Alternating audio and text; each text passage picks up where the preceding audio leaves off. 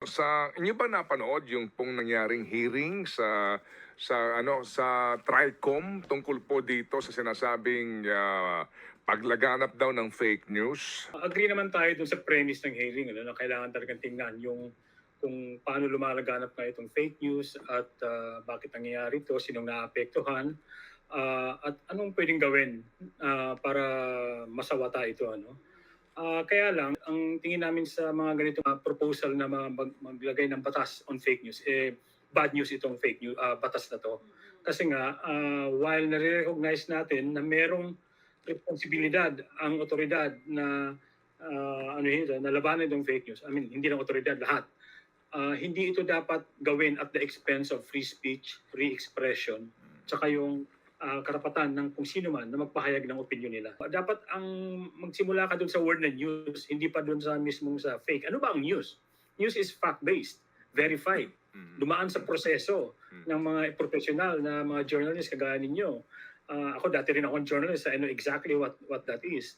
Ang problema kasi dito, itong mga vloggers, mga nandito na tinatawag natin mga peddlers ng fake news, they're not really journalists. Mga vloggers lang ito. Nagkaroon ng pagkakataon na magsabi ng kanilang mga opinion dahil nga may platform. Actually, ang tingin ko pa sa mga yan, mga propagandists na ginagamit yung platform. So, Meron kang medium na hindi naman pag-aari ng Estado yung World Wide Web na ito.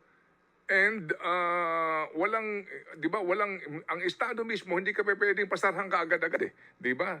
Itong medium na ito ngayon, ito na yung maaring gamitin sa kabutihan at kasamaan.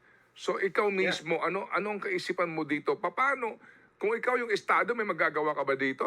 pag ako ang estado, hindi ako dapat nakikialam sa ganyan. Unless malinaw na mayroong paglabag sa mga umiiral na batas. Ibang usapan yon. It boils down to the responsibility of the individual. Pero hindi dapat pasukan ng estado yan eh.